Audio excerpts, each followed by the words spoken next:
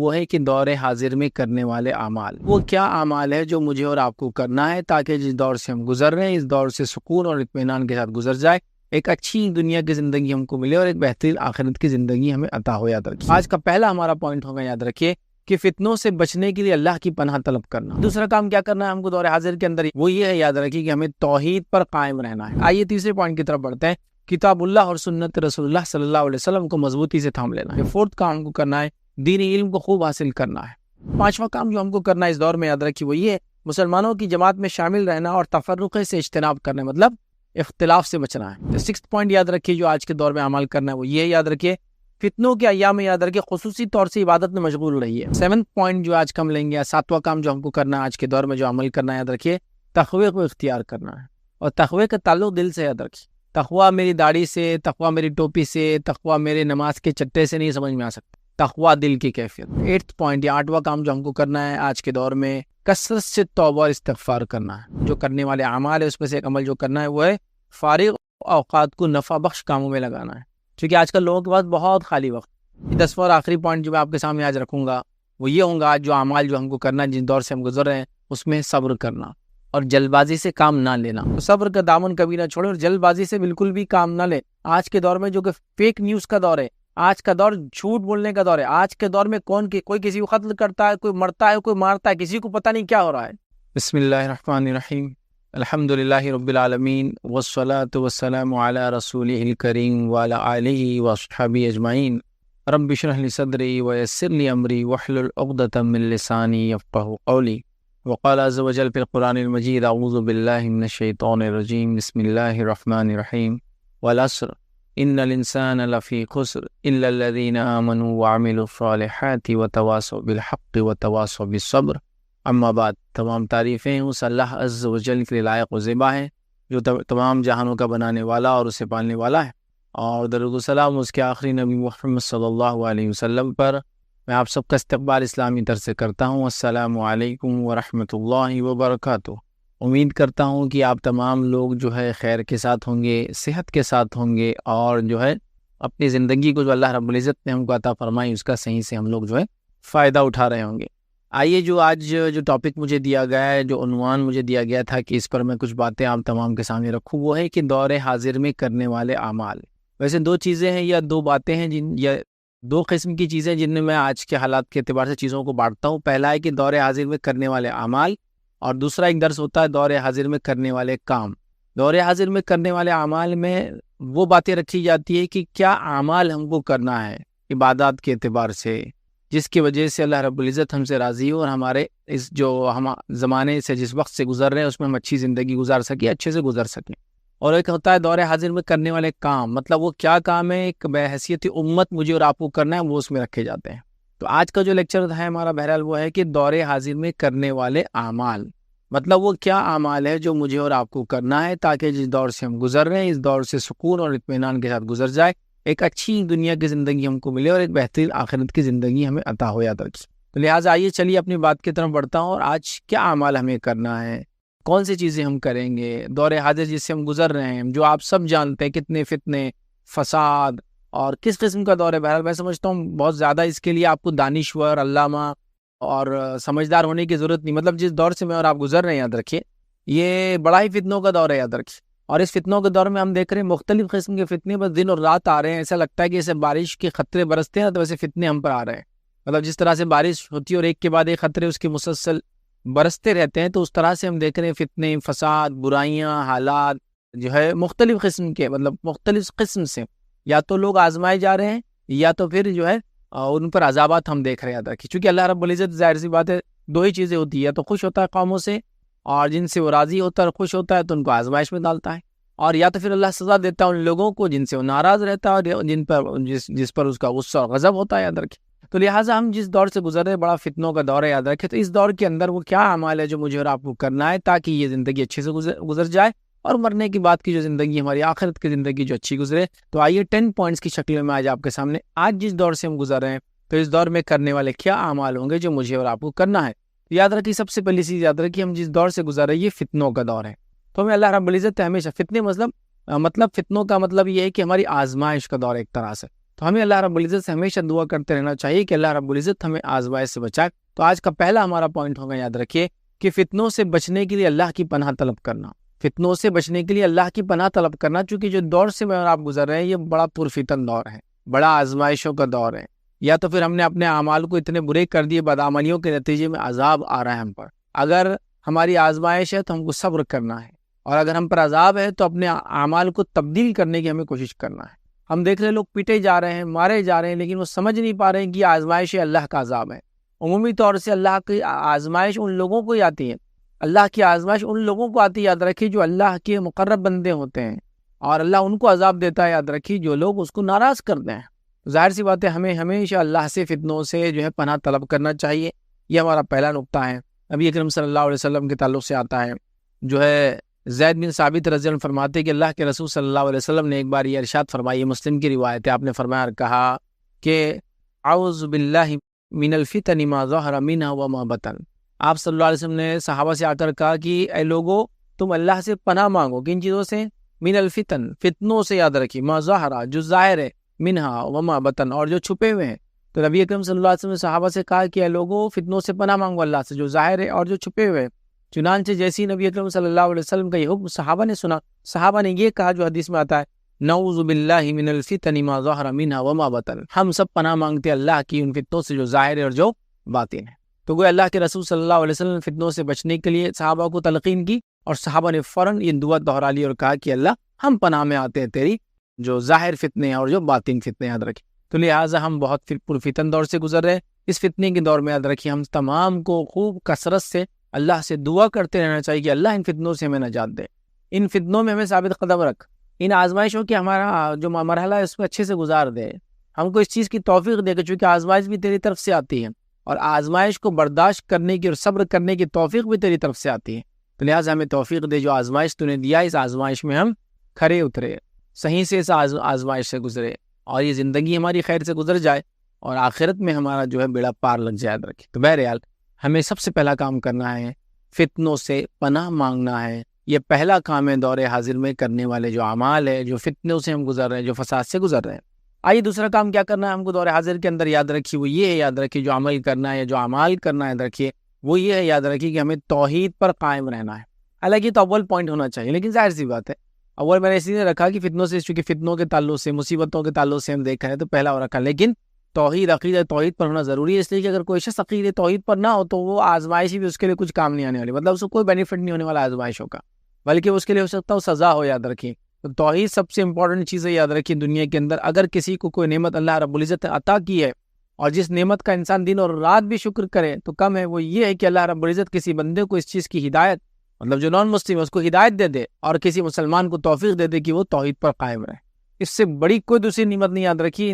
اگر انسان کو اللہ رب العزت ہاتھ پیر بھی نہ دے تو بھی چل جائیں گا، لیکن توحید کی نعمت دے، اس لیے کہ یہ چلی جائے تو پھر دنیا تو برباد ہوتی ہے، آخرت بھی ہو جاتی ہے۔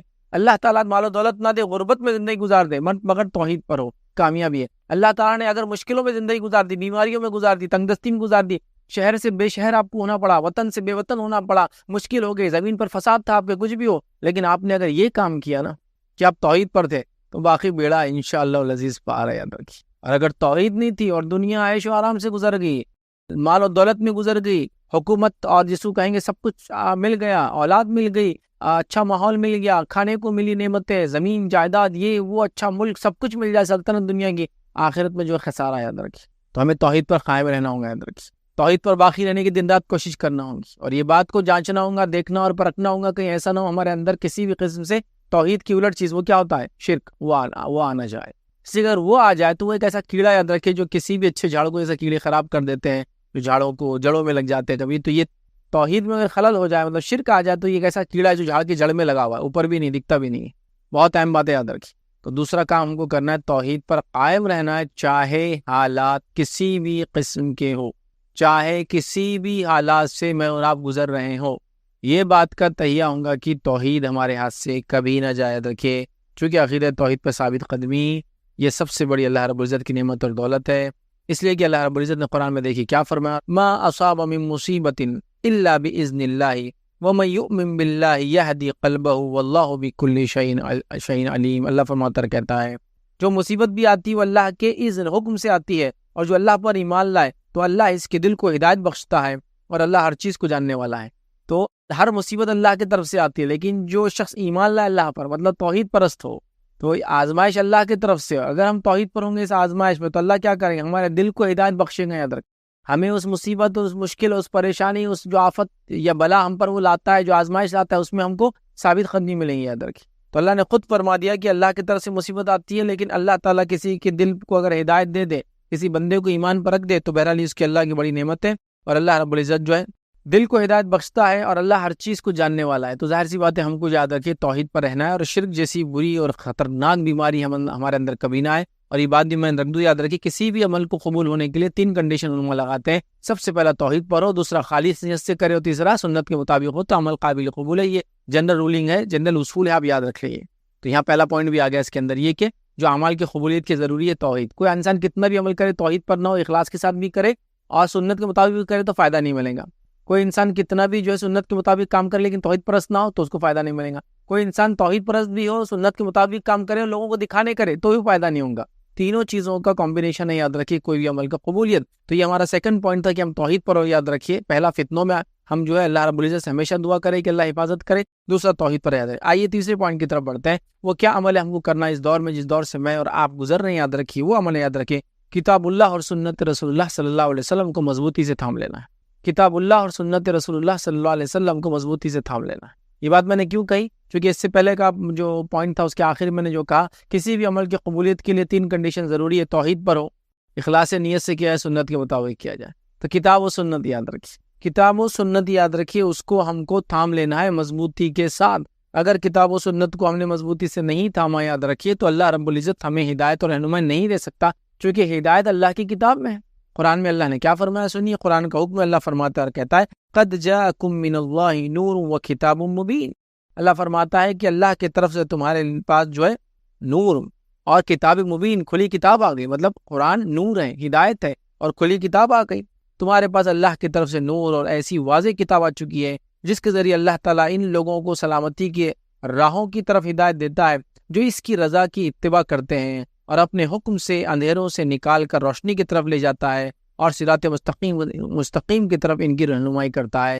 تو یہاں اللہ رب العزت نے واضح کر دیا کہ ہمارے پاس قرآن کی شکل میں نور آ گیا اور کھلی کتاب آ گئی۔ اللہ اس کے ذریعے جو اس کے راستے میں چلتا ہے ان کو ہدایت دیتا ہے۔ تو گویا قرآن وہ کتاب ہے، یاد رکھیے ہمارے لیے کتاب ہدایت ہے۔ اگر اس کو ہم چھوڑ دیں گے تو یاد رکھیے دنیا میں کوئی کامیابی کا راستہ نہیں ہے۔ اکثر لوگ ہم دیکھتے ہیں اس کتاب کو چھوڑنے کے نتیجے میں دنیا میں ذلیل اور گمراہ ہوتے ہیں، اور آخرت میں یاد رکھیے بہت ہی سخت انجام ہوں گا۔ یاد رکھیے تو لہٰذا ہمیں چاہیے کہ قرآن کو ہم تھام لیں، قرآن کو اپنی زندگیوں کے اندر لے آئے، اور قرآن کے مطابق مکمل طور سے میری اور آپ کی لائف گزرے۔ یہ سب سے امپورٹنٹ ہے، یاد رکھیے۔ چلیے آگے بڑھتے ہیں، فورتھ پوائنٹ کی طرف بڑھتے ہیں، جو آج کی جدید دور میں جو فتنوں کا دور ہے، جو جس طرح کے حالات سے گزر رہے، کیا عمل ہم کریں۔ فورتھ کام کو کرنا ہے، دینی علم کو خوب حاصل کرنا ہے۔ توحید کا علم ہم نے دیکھ لیا، ضروری ہے توحید پر رہنا، اور اس کا علم ہوگا تو رہیں گے ہم۔ اس کے بعد کتاب و سنت کے مطابق عمل ہم نے دیکھ لیا، یاد رکھیے۔ اب ہم جو پوائنٹ دیکھ رہے ہیں وہ دینی علم کو حاصل کریں، مطلب من جملہ اسلام کا نالج گین کرے۔ یاد رکھیے یہ بے حد ضروری ہے، اس لیے کہ علم جو ہے نور ہے۔ یاد رکھیے، دیکھیے میں آپ کو مثال دیتا ہوں، علم کی مثال کیا ہے۔ اگر ایک جگہ اندھیرا اور آپ لکڑی لے لے رہے اس سے اندھیرے میں چلائے تو کیا اندھیرے کو مار لگے گا اس سے؟ نہیں۔ لیکن اگر اسی اندھیرے میں آپ چھوٹا سا بلب جلا دے تو وہ روشنی اندھیرے کو ختم کرنا شروع کر دیتے۔ تو علم یہی ہے، علم نور ہے، مطلب دنیا میں اندھیرا ہے۔ اگر اللہ رب العزت اپنی شریعت کو نازل نہ کرتا تو انسان تو کبھی ہدایت تک نہیں پہنچ سکتا، ہے نا۔ تو ظاہر سی بات ہے علم نور ہے، دین اور شریعت کا علم میں یہاں خاص طور سے کہہ رہا ہوں، اور اس کے علاوہ دنیاوی علم بھی اس میں شامل ہے، لیکن سب سے اول دین اور شریعت کا خوب علم حاصل کرے۔ یہ بے حد ضروری، یاد رکھیے، وقت کی ضرورت ہے۔ یاد رکھیے آج لوگوں کو بیسیکلی طہارت کے ایشوز نہیں معلوم ہے، اس کے مسائل نہیں معلوم ہے نا۔ طہارت بنیادی چیز ہے، اس لیے کہ اس کے بغیر نماز روزہ مطلب جس کو کہیں گے نماز نہیں ہوتی، یاد رکھیے، ہے نا۔ ہم جانتے ہیں اس تمام چیزوں کو، حج وغیرہ اس پر ڈیپینڈ ہے، طہارت وغیرہ کے مسائل یاد رکھیے، قرآن کی تلاوت اس سے جڑی، یاد رکھیے بہت سارے احکام۔ ایسے تو اسلام چاہتا ہے ذہنی طہارت ہو، مطلب ذہن پاک ہو، خیالات پاک ہو، جسم پاک ہو، کپڑے لباس پاک ہو، اطراف کا ماحول پاک ہو، محلے پاک ہو مسلمانوں کے، ہے نا۔ تو بہرحال ہمیں جو ہے دینی علم حاصل کرنا ہے۔ ہم دیکھیے بنیادی طور سے دینی علم اتنا ہم میں کمزور ہے کہ اگر نماز میں اگر وہ رکعتیں زیادہ ہو جائے، کم ہو جائے، کوئی رکن چھوٹ جائے نماز کا، تو کیا کرنا ہے ہم کو پتہ نہیں۔ بس لوگ جو بول رہے ہیں ہم وہ کر لے رہے ہیں، لیکن ہم کو نہیں پتا کہ سسٹمیٹیکلی مجھے اور آپ کو کیا کرنا چاہیے جب اس طرح کا کوئی واقعہ ہو جائے تو ہمارے ساتھ۔ تو بہرحال یہ بڑی سوچ کی چیزیں یاد رکھیے، اس معاملے میں بہت گہرائی سے ہم کو سوچنا یاد رکھیے، اور ہمیں جو ہے اس چیز پر عمل کرنا ہے، دینی علموں کو حاصل کرنا یاد رکھیے، اس لیے کہ یاد رکھیے اللہ رب العزت نے یہ حکم سورہ توبہ میں دیا، صحابہ کے تعلق سے آتا ہے، سورہ توبہ سورہ نمبر 9 آیت نمبر 122 میں اللہ نے دیکھی کیا فرمایا، اور کہا، اللہ نے فرمایا، پھر ایسا کیوں نہ ہوا کہ ہر فرقے میں سے کچھ لوگ دین میں سمجھ پیدا کرنے کے لیے نکلتے، تاکہ جب وہ ان کی طرف واپس لوٹتے تو اپنے گھروں کو برے انجام سے ڈراتے، اس طرح شاید وہ برے کاموں سے بچتے رہتے۔ مطلب ایسا کیوں نہیں ہوا کہ صحابہ جہاں جن علاقوں سے تھے وہ کیوں نہیں آئے اور دین کا علم کیوں نہیں حاصل کیا، تاکہ وہ علم حاصل کرتے دین کا اور پھر جا کر اپنے گھر والوں کو سکھاتے۔ تو گویا یہاں حکم دیا گیا کہ دینی علم کے لیے نکلو، سیکھو اور جا کر سکھاؤ، ہے نا۔ نبی اکرم صلی اللہ علیہ وسلم نے فرمایا، بہت مشہور روایت ہے، طلب العلم فریضۃ علی کل مسلم، کہ علم کا حاصل کرنا ہر مسلمان کے لیے فرض ہے، یاد رکھیے، اس کی طلب رکھنا، اس کی تڑپ رکھنا، اس کی سوچ رکھنا، اس کی کوشش کرنا ہمارے لیے بے حد ضروری ہے، یاد رکھیے۔ آج ہم دیکھتے ہیں لوگ جھوٹی نبوت کا دعویٰ کر رہے ہیں اور اچھے خاصے مسلمان ان کے فالوورز بن جا رہے ہیں، لوگ جو ہے انکار حدیث کر رہے ہیں، مطلب ایک فتنہ ہی بہت بڑا کہ نبی اکرم صلی اللہ علیہ وسلم کی سنت کا انکار کر رہے ہیں اور لوگ اس کو مان لے رہے ہیں، یہ کہہ رہے ہیں کہ قرآن تو بڑا ہے تو ہم قرآن کو کیسے حدیث سمجھیں گے، تو لہٰذا ہم صرف قرآن کو مانیں گے، اور لوگ بڑے ہاں ٹھیک ہے بس صحیح بات ہے، اور لوگ آپ دیکھ رہے ہیں پھر انکار حدیث کر رہے ہیں، مطلب حدیث کو چھوڑنے کے فتنے میں پڑ چکے ہیں، صرف قرآن کو ہمارے لیے کافی کہہ رہے ہیں۔ حالانکہ نبی اکرم صلی اللہ علیہ وسلم نے اس بات کی وضاحت کر دی تھی حدیث میں کہ ایک زمانہ آئے گا تم میں سے کچھ لوگ تکیوں سے ٹیک لگا کر بیٹھیں گے اور کہیں گے جو اللہ کی کتاب میں حرام ہے وہ حرام ہے، اور جو اللہ کی کتاب میں حلال ہے وہ حلال ہے، ٹھیک ہے۔ تو آپ صلی اللہ علیہ وسلم یاد رکھو، جن چیزوں کو میں بھی حلال قرار دوں حرام قرار دوں، یہ ویسے ہی جیسے اللہ کی کتاب میں حلال و حرام قرار دیا ہے۔ لیکن آج ہم دیکھ رہے ہیں لوگ فتنے میں پڑ رہے، کیوں؟ علم کی کمی کی وجہ سے، طہارت کے مسائل نہیں معلوم، روزے اور نماز کے مسائل نہیں معلوم، جو لوگ ریگولر نماز پڑھ رہے ہیں ان کو یہ نہیں پتا کہ نماز میں سجدے سہو اور وغیرہ وغیرہ وغیرہ کے مسائل کیا ہے، یہ بہت ہائی ٹائم ہے، اندر رکھیے۔ ہم یہ سب گمراہیوں سے، اندھیروں سے، فتنوں سے، فساد سے اگر نکلنا چاہتے ہیں تو دین کا علم حاصل کرے اور اس کو عام کر دے ہر طرف۔ لوگ اپنے دین کو سمجھتے ہو، اس کے مسائل، اس کی باریکیوں کو جانتے ہو، اور وہ باتیں جو ایک فرد کے لیے جاننا بے حد ضروری ہے، موٹی موٹی جو باتیں جس کو کہیں گے، جیسے ہم فرائض کو ادا کرنا، تو فرائض کو ادا کرنا سب کے لیے ضروری ہے، تو اس کے بارے میں اس کے مسائل جاننا سب کے لیے ضروری ہے، کب ہوتے ہیں کب نہیں ہوتے، کیسے ہوتے، کن حالت میں چھوڑ سکتے، کن حالت میں کر سکتے، اگر کر رہے ہیں تو کب توڑ سکتے، اگر توڑے تو کفارہ کیا ہوگا، فدیہ کیا ہوگا، اس کی قضا کیا ہوں گی، سب معلوم ہونا چاہیے۔ لیکن آج ہم دیکھیے کچھ بھی نہیں پتا ہے لوگوں کو۔ تو میں نے یہاں تک دیکھا کہ حج کو جاتے ہیں اور اچھی خاصی تبلیغ رقمیں بھر کے حج کو جاتے ہیں، اور انہیں حج کے مسائل کے بارے میں 100 روپے کی کتاب خرید کے کبھی پڑھی نہیں۔ اگر کوئی کہے کہ بھائی حج کے مسائل پہ کوئی کتاب خرید لو تو ان کو جان پہ آتا رہے اتنا پیسہ کہاں خرچ کریں گے، 2-2 4-4 لاکھ حج کے لیے کرتے ہیں، لیکن 200 کتاب لے کر مسائل کو جاننے کی کوشش نہیں کرتے۔ بے حد ضروری ہائی ٹائم ہے دینی علم کو ہم خوب عام کرے اور اس کو حاصل کرے۔ آئیے 5واں کام جو ہم کو کرنا ہے اس دور میں، یاد رکھیے، وہ یہ ہے مسلمانوں کی جماعت میں شامل رہنا اور تفرقے سے اجتناب کرنا، مطلب اختلاف سے بچنا ہے۔ مسلمانوں کی جماعت میں شامل رہنا ہے اور تفرقے بازی سے، جس کو ہم کہیں گے لڑائی جھگڑے سے، آپس میں اختلاف پیدا کرنے سے بچنا ہے، اس لیے کہ یاد رکھیے توحید کے بعد جو سب سے عظیم نعمت ہے جو اللہ ایک بندے پہ کرتا ہے وہ اتحاد ہے۔ آئیے اس کی دلیل میں آپ کے سامنے رکھتا ہوں کہ توحید کے بعد سب سے اہم نعمت اللہ تعالیٰ کی اتحاد ہے۔ روایت اس طرح سے کہ اللہ کے رسول صلی اللہ علیہ وسلم نے فرمایا کہ شیطان اس بات سے مایوس ہو چکا ہے کہ نمازی اس کی عبادت کریں گے، ہے نا، مطلب توحید پرست لوگ اس کی عبادت نہیں کریں گے، اس سے وہ مایوس ہو چکا ہے، لیکن وہ اس بات سے مایوس نہیں کہ ان میں جھگڑا لگائیں گا۔ تو پتہ ہی چلا کہ شیطان توحید پرست لوگوں کو اپنی عبادت تو نہیں کروا سکتا، لیکن جب عبادت نہیں کروا سکتا تو دوسرا کام کیا کریں گا، وہ اختلاف ڈالیں گا۔ تو اس لیے میں نے کہا توحید کے بعد سب سے امپورٹنٹ چیز کیا ہے، اتحاد ہے۔ اور شیطان کیا کر رہا ہے، توحید میں اگر خلل نہیں ڈال سکتا تو سیکنڈ پارٹ میں جا رہا ہے، اور سیکنڈ اسٹیپ کیا ہے اس کی، اختلاف ڈالنا۔ اس لیے میں نے کہا کہ توحید کے بعد سب سے امپورٹنٹ چیز اتحاد ہے۔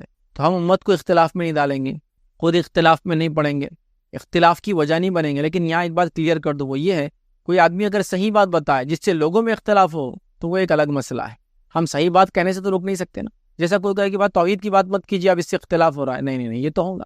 کوئی کہے کہ ہم اتباع سنت کی بات مت کہیے اس سے اختلاف ہو رہا، نہیں ایسا نہیں۔ کوئی یہ کہے کہ قرآن کی بات مت کیجیے یار اس سے اختلاف ہو رہا، نہیں یہ تو کہیں گے ہم۔ اختلاف وہ چیزوں کے ذریعے کہ جو چیزیں قرآن و سنت کے خلاف ہو اور ان چیزوں کو ہم نے اپنے اندر اپنا لیا ہے اور وہ کر کے اختلاف پیدا ہوتا ہے، سمجھ میں آتا ہے۔ کتاب و سنت پہ چلنے سے اختلاف نہیں ہوتا ہے کبھی بھی، لہٰذا ہم اتحاد کو تھامیں۔ فروعی مسائل کے اندر جو ایسی باتیں ہوتی ہے جو سیکنڈری لیول کی ہوتی ہے، جیسا عقیدہ پرائمری چیز ہے، اس کے بعد نماز روزہ زکوٰۃ حج یہ فرائض پرائمری چیز ہے، اس کے بعد کچھ فروعی مسائل ہوتے ہیں، سیکنڈری چیزیں ہوتی ہیں کہ فلاں چیز میں یہ چھوٹ ہے، یہ کر سکتے یہ نہیں کر سکتے۔ لیکن ان فروعی مسائل کو لے کے اتنا نہ جھگڑے کہ امت جو ہے آج سپلٹ اپ ہو چکی ہے۔ یاد رکھیے کئی فرقوں میں، کئی طبقوں میں، ٹوپیوں سے شملوں کے کلر سے، ٹوپیوں کی ٹائپ سے، ڈریس کوڈ سے سمجھ میں آتا کون کس کو بلانگ کرتا ہے. ایسا نہیں ہونا چاہیے. ٹھیک ہے، تو اتحاد کو ہم قائم رکھیں. اس لیے کہ اگر اتحاد نہیں ہوگا، اختلاف ہوگا، تو پھر بہت زیادہ مصیبت میں امت مسلمہ پڑ جائیں گی. اور میں سمجھتا ہوں اتحاد کے فائدے کیا ہیں، زیادہ بتانے کی آپ کو ضرورت نہیں ہے. چھوٹی موٹی مطلب جس کو کہیں گے چھوٹی کلاسز کے اندر بھی جب ہوتے ہیں نا، تو ایک واقعہ بتایا جاتا ہے. ایک باپ ہوتا ہے، مرنے سے قریب ہوتا ہے، اس کو 5-7 بیٹے رہتے ہیں. سب کو 2-2 لکڑیاں لاؤ بولتا ہے، پھر ایک لکڑی ہاتھ میں لو بولتا ہے، سب کو بولتا ہے توڑو، سب توڑ دیتے ہیں. پھر سب کو بولتا ہے وہ ایک لکڑی جو دوسری لائے تھے سب جمع کرو، اس کا گٹھا بناؤ، اب توڑو، تو نہیں توڑتا ہے. تو یہ بات بالکل کلیئر ہے کہ اتحاد میں برکت ہے، اتحاد رحمت ہے، اتحاد میں ہماری بقا ہے. اور اختلاف زحمت ہے، اختلاف عذاب کا باعث ہے، اور اختلاف کے نتیجے میں ہم خود اپنے آپ کو برباد کریں گے. دشمن کی ہم کو ضرورت ہی نہیں، یاد رکھیے. لہٰذا اتحاد بہت امپورٹنٹ چیز ہے. 6 پوائنٹ یاد رکھیے جو آج کے دور میں عمل کرنا ہے وہ یہ یاد رکھیے، فتنوں کے ایام میں یاد رکھیے خصوصی طور سے عبادت میں مشغول رہیے. یہ دور سے گزر رہے ہیں، اختلاف بڑا ہی اختلاف اور فتنوں کا دور ہے، تو خصوصی طور سے کوشش کریں ہم کی عبادت میں مشغول رہے. اللہ رب العزت کی عبادت میں اپنے آپ کو مشغول کر لیں. یاد رکھیے نبی اکرم صلی اللہ علیہ وسلم نے دیکھیے کیا فرمایا. یہ صحیح مسلم کی روایت ہے. آپ نے فرمایا فتنوں میں عبادت کرنا ایسا ہے جیسے میری طرف ہجرت کرنا. مطلب فتنوں میں جو ہے انسان جب عبادت کرتا ہے اس کی مثال ایسی ہے کہ کوئی شخص نے نبی اکرم صلی اللہ علیہ وسلم کی طرف ہجرت کی. اور ہم سب جانتے ہیں کہ نبی اکرم صلی اللہ علیہ وسلم کی طرف جب ہجرت کا معنی یہ ہے کہ کسی زمانے میں جب نبی اکرم صلی اللہ علیہ وسلم کی طرف ہجرت کرتے ہیں تو ظاہر سی بات ہے فتنے، فساد اور تکلیفوں میں لوگ آ جاتے ہیں. ٹھیک ہے، تو فتنوں کے وقت میں عبادت کرنا مطلب بڑا عمل ہے، اس لیے کہ ہر کوئی نہیں کر سکتا ہے. تو آپ فرمانا میری طرف ہجرت کرنے کے جیسا، سمجھ رہے آپ. تو لہٰذا فتنوں کے دور میں ہم کیا کریں، کوئی عبادت میں دل لگا، یاد رکھیں، اور خاص طور سے عبادت کریں. نماز ہے، روزہ ہے، زکوٰۃ ہے، حج ہے، اس کے علاوہ تمام عبادت نفلی ہے اور فرضی ہے، تمام عبادتوں کے فرائض ہے اور نوافل ہے. یاد رکھیے اس میں خوب اہتمام کرے، چونکہ فتنوں کے دور میں عبادت اللہ رب العزت کو پسند ہے. یہ ایک بندے کو اللہ نے آزمائش میں ڈالا، اور اس آزمائش میں بھی اسی رب کو یاد کرتا ہے جس نے آزمائش میں ڈالا. اور ظاہر سی بات ہے اللہ دیکھتا ہے اس بندے کو اور کہتا ہے کہ یہ تو میرا بندہ ہے، یہ جانتا ہے اس کا ایک رب ہے، اسی نے اس کو آزمائش میں ڈالا ہے، وہی نکال سکتا ہے کیونکہ بندہ اسی سے مانگتا ہے. تو آزمائش بھی اللہ کی طرف سے، اس کو برداشت کرنے کی توفیق بھی اللہ کی طرف سے، اور اس آزمائش کو ہٹانا بھی اللہ کی طرف سے. بس ہمارا کام ہے اس میں صبر کرے اور اللہ سے دعا کرتے رہے کہ اللہ اس کو ہٹا دے. اسی طرح 7 پوائنٹ جو آج ہم لیں گے، 7واں کام جو ہم کو کرنا ہے آج کے دور میں، جو عمل کرنا ہے، یاد رکھیے تقوی کو اختیار کرنا ہے. اور تقوی کا تعلق دل سے، یاد رکھیے. تقوی میری داڑھی سے، تقوی میری ٹوپی سے، تقوی میرے نماز کے چٹے سے نہیں سمجھ میں آ سکتا. تقوی دل کی کیفیت وہ اندر ہوتا ہے کہ جب بندہ اکیلا ہوتا ہے اور اکیلے میں بھی وہ کوئی گناہ نہیں کرتا، یہ سوچ کر کہ اس کا رب اسے دیکھا. اور تقوی کیا ہے؟ تقوی یہ ہے کہ اللہ رب العزت کے عذاب سے ڈر کی وجہ سے اور نبی اکرم صلی اللہ علیہ وسلم کی نافرمانی سے بچنے کے لیے ایک انسان سیدھی راہ پر چلے، صحیح کام کو کرے. یہ تقوی ہے، کیونکہ اللہ مجھے پکڑ نہ لے اس لیے میں نیک کام کرتا ہوں. یہ تقوی ہے کہ نبی اکرم صلی اللہ علیہ وسلم کی نافرمانی نہ ہو جائے مجھ سے. میں کیا کروں گا اگر ایسا میں کر کے چلا جاؤں گا تو روز قیامت کیا انجام ہوں گا. تو بہرحال وہ جو ہے جب یہ سوچتا ہے تو تقوی اختیار کرتا ہے. اور تقوی دل کی کیفیت، یاد رکھیے اللہ رب العزت نے قرآن میں دیکھی کیا فرمایا اس کے تعلق سے. اللہ فرماتا اور کہتا ہے تقوی کے تعلق سے، یاد رکھیے اللہ نے فرمایا یا ایھا الذین آمنوا ان تتقوا اللہ یجعل لکم فرقانا ویکفر عنکم سیئاتکم ویغفر لکم واللہ ذو الفضل العظیم. اللہ فرماتا اور کہتا ہے، سنیے اس کا ترجمہ، اے ایمان والو اگر اللہ تعالیٰ سے ڈرتے رہو گے تو وہ تمہیں ایک بصیرت اور حق اور باطل کا فرق عطا کرے گا. اے لوگو جو ایمان لائے ہو، کیا فرمایا یا ایھا الذین آمنوا ان تتقوا اللہ، اگر تم اللہ سے ڈرو گے تو اللہ تعالیٰ تم کو کیا کریں گے، یجعل لکم فرقانا، تمہیں فرق عطا کرنے والی چیز عطا فرمائیں گے. اور وہ کیا ہوں گی؟ فرق عطا کرنے والی چیز عطا فرمائیں گے. مطلب حق اور باطل میں ڈفرینشیٹ کرنے کی صلاحیت انسان کو ملتی ہے جب وہ ایمان کے بعد تقوی اختیار کرتا ہے. حق اور باطل میں اللہ فرماتا اور کہتا ہے یجعل لکم فرقانا، وہ تم کو ایک فرق کرنے والی چیز عطا کر دیں گا. پھر فرق کیا فرمایا، وَيُكَفِّرْ عَنْكُمْ سَيِّئَاتِكُمْ، اور تم سے تمہارے گناہوں کو معاف کر دیں گا. پھر فرمایا وَيَغْفِرْ لَكُمْ، اور تمہاری مغفرت کر دیں گا. پھر فرمایا وَاللَّهُ ذُو الْفَضْلِ الْعَظِيمِ، اللہ بڑے فضل کا مالک. تو یہاں اس آیت میں بتایا گیا کہ اگر ایمان کے بعد تقوی اختیار کرتے ہیں تو اللہ رب العزت ہم کو فرقان عطا کرتا ہے، فرق کرنے کی تمیز عطا کرتا ہے. اور آج یہ چیز کھو چکی ہے، ہم حرام اور حلال کا فرق بھول چکے ہیں، محرم اور غیر محرم کا فرق بھول چکے ہیں. اسی طرح سود اور حلال چیزوں کا فرق، تجارت کا فرق بھول چکے ہیں. اسی طرح سنت اور بدعت کا فرق بھول چکے ہیں. اسی طرح توحید اور شرک سب کو ایک جیسا سمجھ رہے ہیں ہم لوگ. تو یہ فرقان جو ڈفرینشیٹ کرنے والی چیز ہے، جو کسوٹی ہے، جو کرائیٹیرین ہے، وہ تب ملیں گا جب ایمان لانے کے بعد ہم تقوی اختیار کریں گے تو اللہ ہم کو فرقان عطا کریں گا. اور فرقان عطا کرنے کے نتیجے میں کیا ہوں گا معلوم آپ کو، اللہ رب العزت ہم کو سمجھ دے دیں گا. قرآن مطلب اچھائی برائی کی اور اس کے بعد ہمارے گناہوں کو معاف کریں گے، ہماری مغفرت کریں گے، اللہ بڑے فضل کا مالک ہے، اللہ کے لیے تمام چیزیں آسان ہیں۔ تو میں سمجھ رہا ہوں تقوی اختیار کرنا کتنا امپورٹنٹ ہے، اس بات سے واضح ہو رہا ہے یاد رکھیں ہمیں تقوی اختیار کرنا چاہیے اللہ رب العزت کا، یاد رکھیں ہر حال میں، یاد رکھیں ہر حال میں، چاہے میں لوگوں کے سامنے ہوں، چاہے میں اکیلے میں ہوں، چاہے مجھے کوئی دیکھ رہا ہے، چاہے مجھے کوئی دیکھ نہیں رہا ہے، میں اپنے ہر بار ایسے رہوں۔ جیسے مثال کے طور پہ ایک آدمی جا کے کسی ہال میں بیٹھا ہے تو وہ کیسا بیٹھتا ہے جب سی سی ٹی وی کیمرہ لگا ہوتا ہے، اور کیسا بیٹھتا ہے جب وہ نہیں ہوتا ہے۔ لیکن اگر آپ کو یہ بتاؤ کہ سی سی ٹی وی کیمرہ ہمیشہ لگا ہے تو آپ صحیح کام کرتے ہیں نا، غلطیوں سے بچتے ہیں۔ اسی طرح یاد رکھیے اللہ رب العزت سی سی ٹی وی تو ایک بڑی ہیچ مثال ہے، اللہ رب العزت ہر چیز سے باخبر ہے، خیالات ہمارے ذہن میں کیا ہوتا ہے اس سے باخبر ہے۔ تو بہرحال ہمیں چاہیے کہ ہم اللہ کا تقوی اختیار کریں، اس کے بڑے فائدے ہیں۔ اسی طرح جو ہے 8th پوائنٹ یا 8واں کام جو ہم کو کرنا ہے آج کے دور میں جو فتنوں کا دور ہے، یہ دور جس سے ہم گزر رہے ہیں، یاد رکھیے وہ کام یاد رکھے کثرت سے توبہ اور استغفار کرنا ہے، کثرت سے توبہ اور استغفار کرنا، بہت زیادہ توبہ اور استغفار کرنا ہے، کیونکہ جب انسان توبہ اور استغفار کرتا ہے اللہ رب العزت ایسی قوم کو عذاب نہیں دیتا۔ آئیے اللہ کیا فرماتا ہے قرآن کے اندر سنیے، اللہ فرماتا ہے کہتا ہے سورہ انفال سورہ نمبر جو ہے 8 اور آیت نمبر 33 میں اللہ فرماتا ہے کہتا ہے وَمَا كَانَ اللَّهُ مُعَذِّبَهُمْ وَهُمْ يَسْتَغْفِرُونَ کہ اللہ تعالیٰ کیوں کسی قوم کو عذاب دیں گا جبکہ وہ اس سے معافی مانگتے استغفار کرتے ہیں۔ کیا فرمایا اللہ نے؟ وَمَا كَانَ اللَّهُ مُعَذِّبَهُمْ اللہ کو کیا پڑی کسی قوم کو عذاب دینے کی، وَهُمْ يَسْتَغْفِرُونَ جبکہ وہ اس سے اپنے گناہوں کی معافی طلب کرتے ہیں۔ تو گناہوں کی معافی طلب کرنا بڑا عمل ہے، ہمیں ہمیشہ گناہوں سے معافی مانگتے رہنا چاہیے، ہر پل، ہر بار، ہر وقت، اٹھتے بیٹھتے سوتے جاگتے۔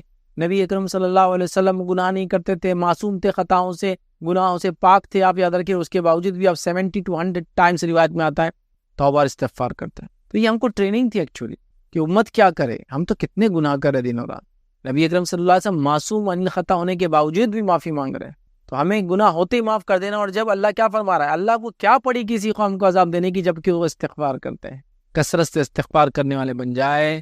استغفار کے ان گنت فائدے یاد رکھیے، میں جو ٹاپک آپ کے سامنے رکھ رہا ہوں یاد رکھیے 8 پوائنٹ ہے اور آگے اور 2 بھی ہے، یہ ہر پوائنٹ پہ میرا ایک کمپلیٹ لیکچر ہے۔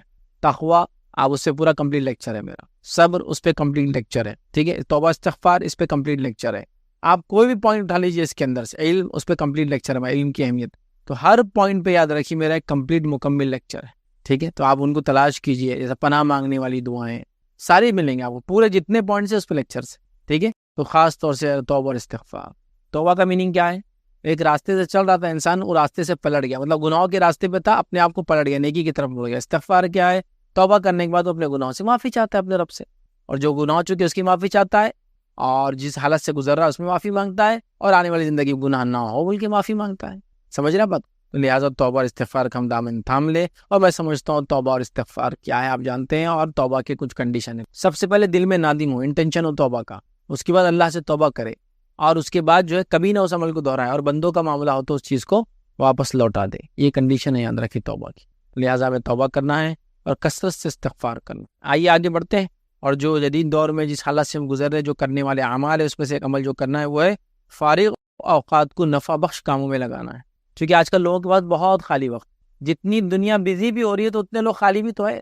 آج دیکھیے ہر آدمی کوشش کر رہا ہے کہ اس کو جو 1.5 GB 2 GB 3 GB پھکٹ میں ملا ہے، فری کا ملا ہے، بس اس کو خرچ کرنے پورا دن ڈالا۔ دیکھیے آپ پورا دن ویسٹ ہو رہا ہے۔ میں نے پیسے بھر دیا، سال بھر کا ریچارج کر لیا 2500 کا، اب 2500 کا ریچارج کیا تو میرے لیے ضروری ہے نا ایک بائٹ نہیں، اس کا ایک بٹ یوز کروں میں، تو بس لگا ہے وہ جتنے GB اس کو فری ملا کھپا رہا ہے اس کو۔ بس بھائی وہ ایک بنڈل ایک پیکیج ہے، لے لیا آپ نے، ختم، آپ کو جتنی ضرورت ہے کیجیے، باقی بند، لیکن فالتو میں وقت ضائع کیا جا رہا ہے۔ کچھ لوگوں کی مصروفیت کا یہ عالم یاد رکھیے کہ ان کے ذرہ برابر بھی ٹائم نہیں ہے، اور کچھ لوگوں کے خالی وقت کا یہ عالم یاد رکھیے کہ ان کا اتنا وقت ہے کہ وہ اپنے وقت کو کہاں ضائع کرے اس پہ پریشانی، معلوم ہاؤ ٹو ویسٹ ٹائم، اس کے لیے تیاریاں چل رہی کہ وقت کو برباد کیسے کرے یاد رکھیے، ٹھیک ہے۔ لوگوں کے پاس اتنا خالی وقت ہے اسی کو انتہا نہیں۔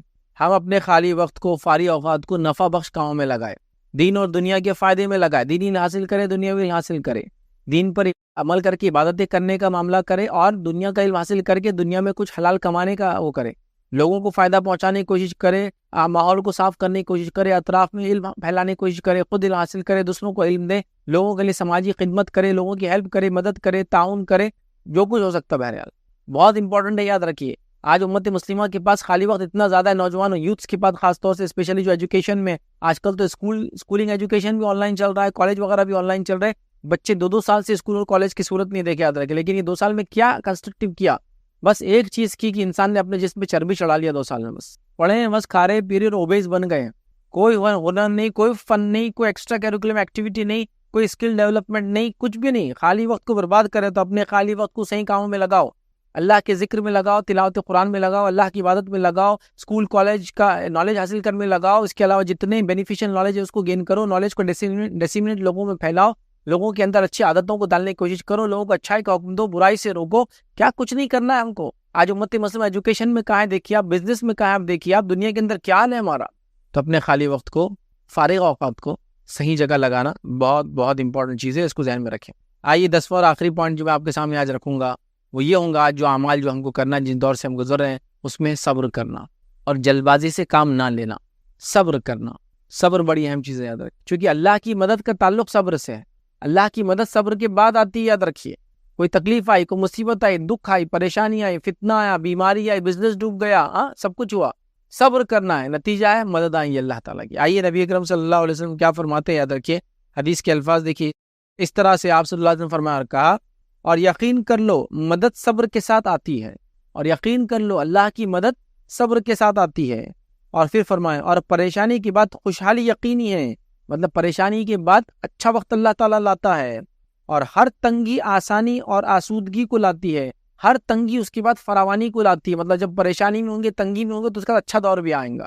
تو یہاں جو بات بیان کی، اور یقین کر لو مدد صبر کے ساتھ آتی ہے، مطلب اللہ تعالیٰ کی طرف سے مدد تبھی ملتی ہے جب بندہ صبر کرتا ہے، یاد رکھیے، بغیر صبر کے اللہ کی مدد نہیں آتی، بات یاد رکھیے، تو ہمیں صبر کرنے والا بننا ہے، اور صبر ایک اللہ رب العزت کی طرف سے عطا کردہ بڑی عظیم نعمت ہے، یاد رکھیے۔ میں اپنے لیکچر سے بار بار کہتا ہوں، 2 نعمتیں ایسی جس کو مل جائے اللہ کی بڑا جس کو کہیں گے فضل ہے اس بندے پر، پہلا ہے صبر اور دوسرا ہے شکر، صبر اور شکر بڑے عظیم نعمت ہے، اور نبی اکرم صلی اللہ علیہ وسلم اس کو یوں بیان کر فرمایا، مومن کا معاملہ بھی بڑا عجیب ہے، مومن کا معاملہ بڑا عجیب ہے کہ جب اللہ اس کو فراوانی دیتا ہے، خوشحالی دیتا ہے، اچھائی دیتا ہے، تو اس کا شکر ادا کرتا ہے، اور یہ اس کے لیے اچھی بات ہے، اجر دیتے، اس سے اس کو ثواب ملتا ہے، اور جب اللہ اس کو آزماتا ہے تو اس میں صبر کرتا ہے، اور اس کی وجہ سے بھی اس کو ثواب اور اجر ملتا ہے۔ تو گویا ہمارے کو اللہ نے اگر کچھ دیا تو اس کا شکر ادا کیجیے، اس پہ ثواب ملتا ہے، اور اگر مصیبت میں ڈالا تو صبر کیجیے، اس کا بھی ثواب ملتا ہے۔ تو صبر بڑا امپورٹنٹ پوائنٹ ہے، یاد رکھیے، تو ہمیں خوب سے خوب صبر کرنا چاہیے، یاد رکھیے، اور جلد بازی سے کام نہیں لینا چاہیے، کیونکہ جلد بازی سے کام لینے کے چکر میں یاد رکھیے بہت سی بار اچھے خاصے کام برباد ہو جاتے، بگڑ جاتے، تحریکیں برباد ہو جاتی ہے، ملک برباد ہو جاتے، انسٹیٹیوشنز برباد ہو جاتے، شخصیتیں برباد ہو جاتی، گھر برباد ہو جاتا ہے نا؟ بیوی کو شوہر نے کسی حال میں دیکھ لیا، بغیر پوچھے کہ وہ ایسا کیوں اور کیا، طلاق دے دی، بس صبر کرتا، تھوڑا پوچھ لیتا ہے کیا ہوا، کسی قوم کے بارے میں کسی قوم نے افواہ اڑا دی، فلاں لوگوں نے فلاں کیا، بغیر صبر کیا آپ نے کچھ بھی کر دیا، بعد میں پچھتا رہے کہ یہ غلطی کیسے ہوگی ہم سے۔ صبر بڑی اہم چیز ہے، یاد رکھیے، صبر بڑی اہم چیز ہے، تو صبر کا دامن کبھی نہ چھوڑے، اور جلد بازی سے بالکل بھی کام نہ لے۔ آج کے دور میں جو کہ فیک نیوز کا دور ہے، آج کا دور جھوٹ بولنے کا دور ہے، آج کے دور میں کوئی کسی کو قتل کرتا ہے، کوئی مرتا ہے، کوئی مارتا ہے، کسی کو پتہ نہیں کیا ہو رہا ہے۔ تو اس دور میں یاد رکھیے صبر بڑی اہم چیز ہے، یاد رکھیے، اور صبر کے ساتھ راسخ علم کے ساتھ قدم اٹھانے کی ضرورت ہے۔ یہ ہماری باتوں، fake news, media, social media, what's app university کا دور ہے بہرحال، جس کے اندر بہت ہی کچھ بھی چالو، یاد رکھیے، کوئی اتھینٹسٹی نہیں، یاد رکھیے، تو لہٰذا صبر بڑی اہم چیز ہے، یاد رکھیے، صبر بیماری پر، صبر تکلیف پر، صبر موت پر، صبر فتنے پر، صبر فساد پر، صبر بزنس کے ڈوبنے پر، صبر کسی اعضاء کے کھونے پر، صبر ہر چیز پر صبر ہے، یاد رکھیے، اور صبر کا بڑا اجر ہے، یاد رکھیے، تو لہٰذا ہم صبر کریں۔ تو یہ 10 پوائنٹس تھے، یاد رکھیے، جو آج میں نے مناسب سمجھے دور حاضر میں کرنے والے اعمال۔ پہلا ہم نے دیکھا فتنوں کے اندر ہم جو اللہ سے مدد طلب کریں، ہمیشہ دعا کریں کہ اللہ فتنوں کو ہٹائے ہم سے دور۔ دوسرا ہم نے دیکھا عقیدہ توحید پر راسخ رہے۔ تیسرا ہم نے دیکھا کتاب و سنت کو مضبوطی سے ساملے۔ چوتھی بات ہم نے جو سیکھی، یاد رکھیے، دیکھا جو عمل کرنا ہے، یاد رکھیے، دینی علم کو خوب حاصل کرے۔ 5th پوائنٹ دیکھا ہم نے مسلمانوں کی جماعت سے جڑے رہے اور اختلاف سے بچتے رہے۔ 6th پوائنٹ جو آج ہم نے دیکھا، یاد رکھیے، وہ یہ تھا کہ فتنوں کے ایام میں خصوصی طور پہ عبادت کرے اللہ تعالیٰ کی۔ 7th پوائنٹ ہم نے دیکھا تقوی اختیار کرے۔ 8th پوائنٹ ہم نے دیکھا، یاد رکھیے، کثرت سے توبہ استغفار کرے۔ 9th پوائنٹ دیکھا فارغ وقت کو، ایمٹی ٹائم کو، خالی ٹائم کو، فری ٹائم کو صحیح جگہ استعمال کرے۔ اور 10th پوائنٹ ہم نے صبر دیکھا۔ بہرحال یہ 10 پوائنٹ تھے جو میں نے مناسب سمجھے آپ کے سامنے رکھوں۔ اللہ رب العزت سے دعا ہے کہ اللہ سبحانہ تعالیٰ جو کچھ کہا سنا گیا اسے عمل کی توفیق عطا فرمائے۔ اللہ رب العزت ہم مسلمانوں کو اس فتنے فساد کے دور سے آسانی کے ساتھ نکال دے، ہماری دنیا کو بھی خیر کر، ہمارے لیے آخرت بھی خیر کر۔ اسی پہ اپنی بات کو میں ختم کروں گا۔ وآخر دعوانا الحمد للہ رب العالمین۔ سبحان ربک رب العزت عما یصفون وسلام علی المرسلین والحمد للہ رب العالمین۔ السلام علیکم ورحمۃ اللہ۔ وعلیکم السلام ورحمۃ اللہ وبرکاتہ۔ مل صاحب، میرا ایک سوال یہ ہے کہ مطلب اب انشاءاللہ روزے آ رہے ہیں، مطلب جو بیمار ہو، مطلب کس حد تک کوئی انسان روزے چھوڑ سکتا ہے؟ مطلب اگر اسے ڈاکٹر نے کہا ہے کہ آپ روزے نہیں رکھ سکتے ہو، کیا وہ اس بات پہ نہیں رہ سکتا ہے روزہ کہ مطلب، یا ہمیں اور کچھ بھی اس کے لیے کرنا چاہیے؟ دیکھیے، اگر کوئی انسان رمضان آ رہا ہے، سوال ہے بہن کا کہ روزے رکھنے کا کیا معاملہ ہے، اگر ڈاکٹر ریکمینڈ کرے کہ روزے نہ رکھے کسی وجہ سے تو کیا کرے؟ تو دیکھیے، اگر انسان بیمار ہو تو وہ روزہ چھوڑ سکتا ہے۔ قرآن نے کہا کہ اگر انسان مسافر ہو، سفر میں ہو یا بیمار ہو تو وہ روزے چھوڑ دے اور اس کی گنتی بعد میں پوری کر لے۔ تو جو ڈاکٹر آپ کو کہہ رہا ہے کہ روزے مت رکھو، کیا وجہ سے کہہ رہا ہے آپ کو پوچھنا چاہیے۔ اگر ڈاکٹر کہہ رہا ہے کہ اگر آپ روزے رکھیں گے تو آپ کی جان کو خطرہ ہو سکتا ہے، کسی باڈی پارٹ کو خطرہ ہو سکتا ہے، یا آپ کو سیویئر کوئی ڈیمیج ہو سکتا ہے، یا کوئی کریٹیکل کنڈیشن میں آپ جا سکتے ہیں، تو ڈاکٹر کی ریکمنڈیشن پہ آپ روزے پھر چھوڑ سکتے ہیں، یاد رکھیے، ٹھیک ہے؟ تو آپ ڈاکٹر سے یہ پوچھیں مطلب کہ وہ کیوں منع کر رہا ہے، اور اس کے بعد یہ بھی پوچھے اگر وہ منع کر رہا ہے تو کیا صرف رمضان کے حد تک نہ رکھوں یا بعد میں کنٹینیو اس کو کر سکتا ہوں؟ جیسا فار ایگزامپل کہ ابھی جو شہر میں رہتا ہوں اورنگ آباد، یہاں گرمی بہت زیادہ ہوتی ہے گرمیوں کے دنوں میں، جیسا ابھی ٹیمپریچر 38 39 40 تک جاتا ہے، تو اگر کوئی ڈاکٹر ریکمینڈ کرے کسی پیشنٹ کو کہ ابھی روزے رکھنا تمہارے لیے جان کے لیے خطرہ ہے، لیکن تم سردی کے دن میں ان روزوں کی قضا کر سکتے ہو، تو پھر چونکہ ڈاکٹر ریکمینڈ کر رہا ہے، اس کی جان کو خطرہ ہے، تو پھر وہ روزے چھوڑ دیں گا اور اس کے بعد سردیوں کے اندر اس روزوں کو وہ رکھ سکتا ہے۔ تو ایک تو پوچھنا پڑے گا روزے کیوں نہ رکھوں، ڈاکٹر ریزن بتائیں گا، تو آپ روزے چھوڑنا، اگر ڈاکٹر ریکمینڈ کر رہا ہے کہ آپ کی جان کو خطرہ ہے مت رکھیے تو آپ پھر مت رکھیے۔ اس کے بعد کیا بعد میں رکھ سکتے ہیں، اس سے یہ بھی پوچھیے، مطلب بعد میں کب رکھ سکتے ہیں، پھر مطلب کون سا موسم، کیسی حالت کے بعد، جیسا کہ 3 مہینے دوا کھا لیجیے پھر رکھ سکتے ہیں، 6 مہینے کے بعد انشاءاللہ رکھ سکتے ہیں، اگلے سال سے پہلے رکھ سکتے ہیں، وہ پوچھ لیجیے۔ تو پھر وہ کر لیجیے کہ آپ قضا کر لیجیے اس کو جو روزے بیماری کی وجہ سے چھوڑتے ہیں، اور اگر ایسی بیماری ہے کہ وہ ختم ہی نہیں ہو رہی ہے بعد رمضان بھی، تو پھر آپ فدیہ دے دیجیے، مطلب چانسز نہیں ہے کہ پھر کبھی صحت ملے۔ جیسا بہت سارے لوگ شوگر کے مریض ہوتے ہیں، جس کو خاص طور سے ٹائپ 1 کی شوگر ہوتی ہے، یاد رکھیں، جس میں انسولین وغیرہ بہت ہائی ڈوز ہوتا ہے، کئی انجیکشنز ہوتے ہیں، تو بیچارے نہیں رکھ پاتے ہیں۔ تو آپ ڈاکٹر سے پوچھیں وہ کیوں کہہ رہا ہے، وہ ڈاکٹر آپ کو بتائیں گا۔ اگر واقعی میں آپ کی جان کو خطرہ ہے تو پھر آپ روزے نہ رکھیں، اس کا یا تو قضا کر لیں، یا پھر اگر ہمیشہ نہ رکھ پائے تو فدیہ دے دے کر۔ مول صاحب، اگر اب ان کا ہو گیا، جیسے کہ جس پیشنٹ کے بارے میں بات کر رہی ہوں، ایسے تو وہ بہت نارمل ہے، لیکن وہ مطلب بیمار 2005 سے وہ دوائی لے رہے ہیں، اور انہیں یہ ہے کہ انہیں مطلب فاقہ نہیں دینا ہے، اور اس وجہ سے انہیں ڈاکٹر نے کہا ہے کہ آپ بالکل روزہ نہ رکھیے جب تک آپ ٹھیک نہیں ہو جاؤ گے، لیکن جو مطلب انہیں پرابلم ہے، انہیں لائف ٹائم دوائی کھانی ہے، اس کے لیے انہیں کیا فدیہ دینا ہے؟ ہاں، فدیہ دیکھیے، یاد رکھیے، اس کو جو ہے اس شخص کو جو روزہ نہیں رکھ سکتا ہے، وہ ایک مسکین کو کھانا کھلائیں گے، یاد رکھیے۔ اب مسکین کو کھانا کھلانے میں کتنا لگتا ہے کہ انسان کو کھانے کے لیے، وہ آپ دیکھ لیں ایک دن کے حساب سے، اور اس مسکین کو دے دے، یاد رکھیے، یا تو ہر روزے کے بدلے اسی دن چکا دے، یا تو پھر ایک ساتھ 30 مسکینوں کو وہ کھانا کھلا دے، یا تو پھر ہر روز کسی ایک مسکین کو، جیسا بھی ہوتا ہے، مطلب ہر روزے کے بدلے ایک مسکین کو کھانا کھلا دے، یہ اس کا فدیہ ہوگا۔ علماء نے فدیے میں کیا دیا جائے، الگ الگ باتیں کہی، میں نے یہاں تک پڑھا کہ کسی نے کہا اتنا اناج دے دی جائے، بیسٹ یہ کہ جو کھانا بناتے نا گھر کا، وہ کھانا ہی کھانے کے لیے کسی کو دے دیا جائے ہر روزے کے بدلے ایک انسان کو، انشاءاللہ عزیز وہ کافی ہو جائیں گا۔ اگر ہمیں کوئی یہ غریب نہ ملا تو ہم وہ ایسے بھی دے سکتے ہیں رقم کسی غریب؟ نہیں، غریب کو آپ کھلائیے، غریب نہ ملے تو دوسرے ایریے میں دیجیے، آپ جہاں غریب ہے موجود، آپ کے آس پاس نہیں ہے تو کہیں اور علاقے میں دیجیے انشاءاللہ۔ مطلب اماؤنٹ نہیں ہم دے سکتے؟ اماؤنٹ پھر وہ کھانا کھائے، مطلب اگر آپ اماؤنٹ دے رہے تو وہ کھانا کھائے، اماؤنٹ دیں گے اور وہ کھانا نہیں کھا کے کچھ استعمال کر لے تو اس کے بیٹر ہے کہ تو اس کو مسکین کو کھانا کھلانے کا حکم ہے، تو ہمیں وہ کھانا ہی کھلانا چاہیے، یہی بیٹر ہے۔ اماؤنٹ وغیرہ یہ مجبوری کہ اس میں آپ علماء سے فتاوے لے سکتے ہیں کہ ہے ہی نہیں، کیا کریں، وہ ایک الگ شکل ہے، لیکن ابھی تو میں ریکمینڈ کروں گا آپ غریب کو تلاش کریں اور اس کو کھلا دے گا۔ شکریہ، جزاک اللہ۔ السلام علیکم۔ وعلیکم السلام۔ کیا عورتیں اعتکاف کر سکتی ہیں گھر میں؟ دیکھیے، عورتوں کے اعتکاف کے تعلق سے جو مسئلہ ہے، یاد رکھیے، وہ یہ ہے کہ عورتوں کا اعتکاف بھی مردوں کے جیسا مسجد میں ہی ہوگا، یاد رکھیے۔ تو آپ کیا کریں، جس علاقے میں رہتے ہیں مسجد کمیٹی وغیرہ کو بولیں کہ عورتوں کے لیے بھی اعتکاف کا انتظام کیا جائے۔ نبی اکرم صلی اللہ علیہ وسلم کے گھر جو حجرے تھے وہ مسجد نبوی کے پیچھے تھے بالکل، لیکن اس کے باوجود بھی کہ مسجد نبوی کے بالکل باؤنڈری پہ لگے ہوئے آپ کے حجرے تھے، امہات المومنین کے خیمے مسجد نبوی کے احاطے میں لگائے جاتے تھے جب وہ اعتکاف کرتی تھی۔ اسی لیے ایک روایت بڑی مشہور ہے نا کہ ایک امہات المومنین میں سے ایک نے، ام المومنین نے خیمہ لگایا، پھر دوسری نے لگایا، پھر تیسری نے لگایا، دیکھا دیکھ تینوں لگا دیا۔ اللہ کے رسول صلی اللہ علیہ وسلم اس عمل سے ناراض ہوئے کہ دیکھا دیکھی کیا، کہا سب کے نکال دو، یہ بار مت کرو، اس لیے کہ تم نے ایک دوسرے کے دیکھا دیکھی میں کیا، حالانکہ گھر پیچھے ہے، باؤنڈری پر ہے، پھر بھی گھر میں نہیں کرتے ہوئے مسجد میں کیا۔ میں بھی یہی کہوں گا کہ مسجد میں ہی اعتکاف کرنا چاہیے عورتوں نے بھی۔ جی میرا سوال ہے کہ ہمارے اپنے گھر میں یہاں ہم نے بنائی ہے مطلب درسگاہ، اس کے اوپر مسجد بنائی، تو وہ ہم استعمال کر سکتے ہیں، اوپر مسجد نیچے درسگاہ؟ مطلب اوپر کے فلور پر مسجد ہے اور نیچے کے فلور پہ درسگاہ ہے، یہ بولنا چاہ رہے ہیں آپ؟ جی جی جی، نیچے درسگاہ، اوپر بنایا مسجد. اب اپنا صحن میں ہے، مطلب اپنے صحن میں ہے. تو دیکھیے اعتکاف لیکن مسجد میں ہوں گا، یاد رکھیے. تو مطلب جو علاقہ ہے وہ مسجد کہلائے.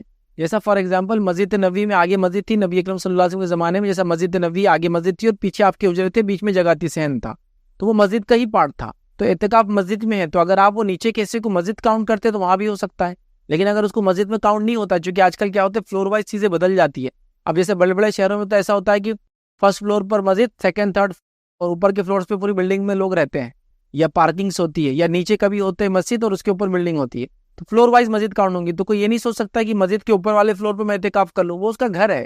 تو اگر اس جگہ کو جو صحن ہے یا نیچے اوپر ہے اس کو مسجد میں ہی کاؤنٹ کیا جاتا ہے تو آپ وہاں بھی اعتکاف کر سکتے ہیں. بٹ اگر وہ مسجد میں کاؤنٹ نہیں ہوتا ہے تو پھر وہاں اعتکاف نہیں ہوگا، یاد رکھیے. السلام علیکم ورحمۃ اللہ وبرکاتہ. وعلیکم السلام ورحمۃ اللہ وبرکاتہ. جی استاد محترم، میں نے عالمہ کورس کیا ہے، ویسے تو عالمہ نہیں کہلاؤں گی کیونکہ اسٹوڈنٹ ہوں، مرتے دم تک اسٹوڈنٹ ہی رہوں گی. تو وہ جس میں گاؤں میں ایک یہاں پہ شادی ہوئی ہے میری، تو یہاں پہ نا زیادہ یہ بدعت، شرک و بدعت بہت زیادہ ہے، اور میں دعوت جب دینا چاہتی ہوں تو نہیں دیتے مجھے، مطلب آگے نہیں آنے دیتے، بولتے ہیں کہ یہ اہل حدیث ہے، اس کو پیچھے رکھو، یہ وہاب بھی ہے. میرا بہت دل دکھتا ہے، مگر میں یہ کہنا چاہتی ہوں کہ روز محشر میں مجھے اس بات کا بھی سوال تو نہیں کیا جائے گا کہ آپ نے دعوت کو پھیلایا کیوں نہیں، آپ تو ایک منتخب، اللہ تعالیٰ نے مجھے چنا تھا اس کام کے لیے، تو آپ نے یہ کام آگے کیوں نہیں کیا. مگر مجھے بہت ایذا پہنچتا ہے، لوگوں سے تانے سننے پڑتے ہیں، آگے پہنچ نہیں پاتی ہوں، قرآن نہیں پڑھا پاتی ہوں باقیوں کو کہ وہ بھاگ جاتے ہیں. دیکھیے جو آپ نے سوال کیا ہے کہ آپ جو ہے قرآن و سنت کو ماننے والے ہیں، تو لوگ آپ کو اہل حدیث کہہ کر آپ سے علم حاصل نہیں کر رہے ہیں، آپ دینا چاہتے ہیں تو آپ سے لیتے نہیں ہیں، آپ سے دور بھاگ جاتے ہیں اور آپ کو روکا جا رہا ہے. تو آپ کا سوال یہ بہن کا کہ کیا میں کوشش کر رہی ہوں تو کیا اللہ پوچھیں گا تو نہیں، میری پکڑ تو نہیں ہوگا. دیکھیے آپ کی جو کوشش ہے بس میں آپ وہ کرتے رہیے، لوگوں کو جو رویہ اختیار کرنا وہ اختیار کرتے رہیں گے. اللہ تعالیٰ آپ کی کوششوں کو دیکھیں گا، اس کے نتیجے کو نہیں دیکھیں گا، مطلب رزلٹ کو نہیں دیکھیں گا، آپ کی کیا شدت تھی اس کام کے لیے. تو آپ کی تڑپ ہے دل میں کہ میں یہاں کام کروں، آپ جانتے ہیں کہ یہ لوگ غلط کام کریں، آپ چاہتے ہیں کہ ان کے اندر اچھا کام کریں، بٹ وہ لوگ راضی نہیں ہیں. تو بہرحال آپ نے اپنا کام کر دیا، اب آپ مایوس نہ ہو، اور جہاں موقع ملے، جیسی موقع ملے، حکمت کے ساتھ ضروری ہے، چونکہ آپ کے علاقے میں وہ آپ کی بات نہیں مان رہے، مطلب وہ آپ کو کسی ایک طبقے یا فرقے سے کنیکٹ کر رہے ہیں، مطلب وہ سمجھ رہے ہیں کہ آپ ان میں سے نہیں ہیں، آپ اہل حدیث ہیں، آپ فلاں ہیں، آپ سلفی ہیں، ایسے ہیں. تو یہاں بڑے حکمت کے ساتھ آپ کو ان کے اندر پینیٹریٹ ہونا ہوگا اور بہت اچھے اور احسن طریقے سے ان تک بات پہنچانی ہوں گی. لیکن سب کچھ کرنے کے بعد بھی اگر وہ بات کو نہ مانے، جیسا قرآن میں اللہ نے حکم دیا نا، ادعو الی سبیل ربک بالحکمۃ والموعظۃ الحسنہ وجادلہم باللتی احسن، تو ان کو اچھی اچھی باتوں، مطلب اللہ کی راہ کی طرف بلاؤ، ان کو حکمت کے ساتھ اور اچھی نصیحت کے ساتھ، اور اگر ان سے کبھی بحث مباحثہ ہو جائے حق بات بتانے میں تو اچھے انداز سے کرو. تو اگر یہ سب کرنے کے بعد بھی وہ لوگ نہ مانے تو پھر آپ چھوڑ دیں، آپ اپنا کام کر دیا، جو ان کو کرنا تھا وہ کریں گے انشاءاللہ. اللہ کے پاس آپ کی پوچھ اور پکڑ نہیں، یاد رکھی. اسی طرح ایک بات میں یہ کہنا چاہوں گا، جو لوگ ہم سے سوال کر رہے ہیں، میں امید کرتا ہوں کہ یہ سوال جو آپ کے ہیں یہ ریکارڈ ہوتے ہیں اور مختلف پلیٹ فارمز میں جاتے ہیں، تو آپ کو اس سے کوئی مسئلہ نہیں ہوگا انشاءاللہ، چونکہ ہم لوگ بھی وائس وغیرہ آپ لوگوں کی ریکارڈ کرتے ہیں تاکہ بعد میں لوگ اس سے بینیفٹ لیں. سوال جو آپ کی شکل میں، شکلیں تو کسی کی دکھتی نہیں، ماشاءاللہ آواز آتی ہے، تو امید کرتا ہوں آپ لوگوں کو اس سے کوئی مسئلہ نہیں ہوگا انشاءاللہ. السلام علیکم ورحمۃ اللہ وبرکاتہ. وعلیکم السلام. رمضان میں جو عورتوں کو روزے چھوڑتے ہیں، اس کی وجہ سے کیا ہم ان کی قضا شوال کے مہینے میں کر سکتے ہیں، یا جو وہ شوال کے 6 دن ہوتے ہیں وہ ہم رکھ سکتے ہیں؟ دیکھیے سوال آیا کہ اگر خواتین کے روزے چھوٹ جاتے ہیں مینسس کی وجہ سے، حیض کی وجہ سے، تو جب بعد میں شوال میں روزے رکھتے ہیں تو کیا وہ 6 روزہ کے بدلے رمضان کے روزے رکھیں، یا اگر رمضان کے روزے نہ رکھ سکے تو کیا شوال کی بھی نہ رکھیں؟ دیکھیے ماں عائشہ فرماتی ہے کہ رمضان میں ان کے روزے چھوٹ جاتے تھے، امہات المومنین کے روزے چھوٹ جاتے تھے، اور وہ فرماتی ہے کہ اگلے سال، مطلب آنے والے سال کا رمضان قریب آ جاتا، مطلب شعبان آ جاتا، اور تب ہم ان روزوں کو مکمل کرتی. تو پتہ چلا ایک طرح سے 11 منتھس لگ جاتے ان کو، جیسا کہ رمضان میں چھوٹتے، پھر اگلا پورا رمضان سے لے کر تو شوال سے لے کر تو شعبان آ جاتا، تب وہ کہتی تب تک کچھ روزے باقی رہتے تھے.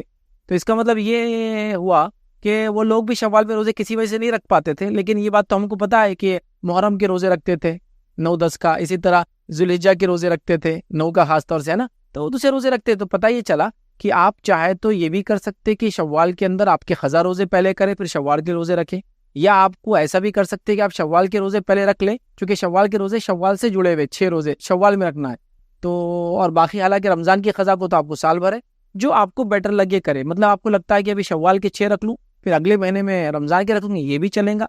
आप ये सोचते हैं कि पहले रमज़ान के रख लूँ फिर शव्वाल की 6 रखूँगी, ये भी चलेगा। ये डिपेंड है, लेकिन आपके लिए रमज़ान के लिए पूरा 1 साल है, जबकि शव्वाल के लिए सिर्फ 30 दिन होते हैं। अब आप इसमें दोनों में से जो करना चाहें, या तो ये भी रख के वो भी करे, या पहले रमज़ान के रखे फिर शव्वाल के, या तो शव्वाल के शव्वाल में रखे रमज़ान के उसके बाद के। लेकिन इस बात को याद रखिए कि आने वाले रमज़ान से पहले उसको कर देना है। जैसे कि अगर ये रमज़ान में रोजे छूटते हैं तो आने वाले शाबान तक आपको उसको रख लेना चाहिए। अस्सलाम वालेकुम व रहमतुल्लाह। वालेकुम अस्सलाम व रहमतुल्लाहि व बरकातुहू। जी अपना सवाल बताएं। उस्ताद जी, मेरी माँ गुजर गई है 2017 में, तो उस्ताद अब मुझे जाना उम्र पे, बट पहली बार जा रही हूँ, मैंने इससे पहले कभी नहीं किया उम्र, तो मैं नियत ये कर रही हूँ कि मैं उनके बदले करूँगी। क्या मैं उनके बदले कर सकती हूँ? तो देखिए, उम्रा बदल और हज बदल, बहन का सवाल था कि उनकी वालदा के बदले उम्रा करना चाहती है, तो उम्रा बदल और हज बदल के लिए जो शख्स उम्रा कर रहा है या हज कर रहा है उसका पहले से उम्रा या हज होना ज़रूरी है। तो अगर आप उम्रा करने जा रहे हैं किसी मैयत की तरफ से तो आपका उम्रा पहले से हुआ होना ज़रूरी है, और अगर आप हज करने जा रहे हैं मैयत की तरफ से तो आपका हज हुआ होना ज़रूरी है। तो लिहाजा अगर आप उम्रे के लिए जा रहे हैं तो अभी आप क्या करें, आपके वालदा के उम्रे की नीयत से नहीं, अपने उम्रे की नीयत से निकले घर से, वहाँ जाके अपना उम्रा मुकम्मिल करें, और अपना उम्रा मुकम्मिल करने के बाद फिर आपको दूसरा मौका मिले तो अपनी वालदा का उम्रा करें उसमें, लेकिन आप वालदा की नीयत से ना निकले अगर आपका उम्रा नहीं हुआ है तो। लेकिन अगर आपने पहले उम्रा कर चुका है समझ लीजिए, तो फिर आपको क्या करना है, वालदा की नीयत से जाना है, और वालदा का भी उम्रा करना है, और मौका मिले तो फिर अपनी उम्रे भी और आप इजाफी कर सकते हैं। लेकिन अगर आपका उम्रा नहीं हुआ, जैसे आपने कहा कि पहली बार जा रहे हैं, तो फिर आप अपनी उम्रे की नीयत से जाइए, पहला उम्रा आप अपना कर लीजिए, और उसके बाद फिर जो है आप हरम से बाहर चले जाते हैं, हुदूद से बाहर चले जाते हैं, फिर आने का मौका मिलता है तो फिर दूसरी बार आइए और फिर अपनी वालदा की नीयत से कीजिए, क्योंकि आपके लिए उम्रा बदल करने के लिए आपका उम्रा पहले होना ज़रूरी है। जी उस्ताद, मेरा ये और एक क्वेश्चन है कि जन्नत में हम माँ बाप को पहचान सकते हैं? देखिए सवाल है, क्या जन्नत में माँ बाप को पहचान सकते हैं? हाँ, इंसान अपने माँ बाप को पहचानेगा, अपने पिछली नस्लें गुजरी हुई उनको पहचानेगा, जो बच्चे बाद में आएंगे उनको पहचानेगा, सबका तारुफ हो जाएगा, मतलब ये इनके थे वो उनके बच्चे थे। इंसान तो कितनों को देखता है, कभी अपने बच्चों को और कभी उनके बच्चों को, आपको सब पता चल जाएंगे वो कौन है। बल्कि रिवायत में आता है जो लोग दुनिया में साथ रहते थे वो जन्नत में भी साथ रहेंगे, याद रखिए। तो लिहाजा अगर दुनिया में आपने माँ बाप बहन भाई के साथ थे तो जन्नत में भी इंशाअल्लाह उनके साथ रहेंगे, तो हाँ बिल्कुल पहचानेंगे, बल्कि उनके साथ रहेंगे, याद रखिए। उस्ताद, माया जिस हालत में सपने में आती है, क्या वो उसी हालत में हकीकत में होती भी है? सवाल आया कि ख्वाब में जो है सपने में अपनी माँ को या अपने मैयत को कोई देख रहा है और उसमें अच्छी हालत में देख रहा है या बुरी, तो क्या वाकई में उनकी हालत अच्छी बुरी होती? वल्लाहु आलम, ये हमको नहीं पता। एक बात आप याद रख लीजिए, जो ख्वाब देख के आप डर जाते हैं वो शैतान की तरफ से है। तो ये भी हो सकता है कि ख्वाब में शैतान आके आपकी अम्मी के बारे में बुरे बुरे वसवसे डाले, उनको तकलीफ हो रही है, उनको अजाब हो रहा है, उनको ये हो रहा है। बिल्कुल मत मानिए, बिल्कुल नहीं। हाँ, कोई ख्वाब देखकर आप खुश होते हैं तो वो रहमान की तरफ से, अल्लाह की तरफ से। तो लिहाजा ख्वाब में मैयत की जिस हालत में आती है ज़रूरी नहीं कि आखिरत में उसका वही हशर होगा या जन्नत में हो रहा है। कभी कभार शैतान हमको वरगलाने, बहकाने, डिप्रेस करने, परेशान करने, स्ट्रेस करने के लिए क्या करता है, ख्वाबों में आके कुछ भी चीज़ें बताता है। तो बिल्कुल भी उस पर एतमाद मत कीजिए। अगर कोई बुरा ख्वाब आया, करवट बदल के सो जाइए, उस पर बिल्कुल ध्यान मत दीजिए, याद रखिए। कोई अच्छा ख्वाब आया तो अल्लाह का शुक्र अदा कीजिए। तो ख्वाब में जैसा आप मैयत को देखते हैं वैसा उसके साथ होना बिल्कुल ज़रूरी नहीं है, याद रखिए। मेरी माँ जो है वो गुजर गई है बीमारी की हालत में, बट मुझे आती है बीमारी की हालत में, उसी होती है, परेशान होता है ज़्यादा। मतलब जिस हालत में वो गुजर गई वो मुझे उसी हालत में सपने में भी आती है, और मुझे बहुत ज़्यादा डिप्रेशन हुआ है अब। जी देखिए, मैं वही आपको कह रहा हूँ, ये जो आपकी वालदा की बीमारी की हालत में आप उनको ख्वाब में देख रहे हैं और उसके बाद आप परेशान हो रहे हैं, ये शैतान की तरफ से। मैंने इसलिए कहा, शैतान क्या करता है, ख्वाब के जरिए बहुत लोगों को तकलीफ पहुंचाता है, स्ट्रेसफुल कर देता है, डिप्रेस कर देता है, परेशान करता है, जिंदगी अजीरन कर देता है, जी नहीं पाते लोग। तो आप बिल्कुल भी उस कैफियत को मत देखिए। औज़ु बिल्लाहि मिनश शैतानिर रजीम पढ़िए, उसको छोड़िए, अपनी वालदा के लिए तौबा कीजिए, इस्तिग़फ़ार कीजिए। मोमिनों का इस्तिग़फ़ार दूसरों के लिए कबूल होता है, एक दूसरे के लिए।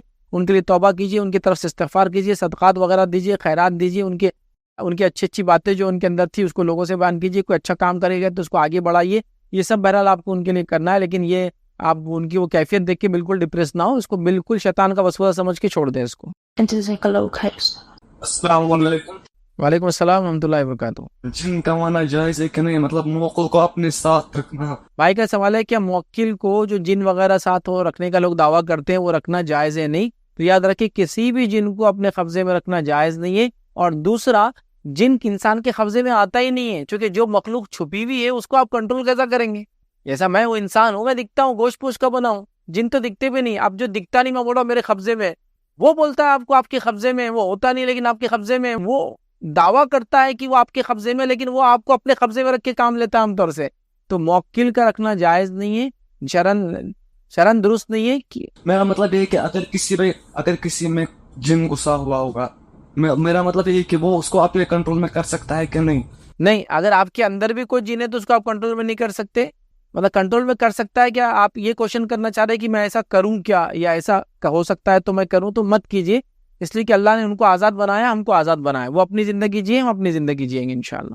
تو اس کو کنٹرول میں مت کیجیے, بس اس کو یہ کہیے کہ آپ کے جسم سے نکل جائے, اگر وہ آپ کی بات سنتا ہے یہی کافی ہے انشاءاللہ. السلام علیکم سر. وعلیکم السلام ورحمۃ اللہ. میرا سوال یہ ہے کہ روزہ فرض ہونے کی کیا شرائط؟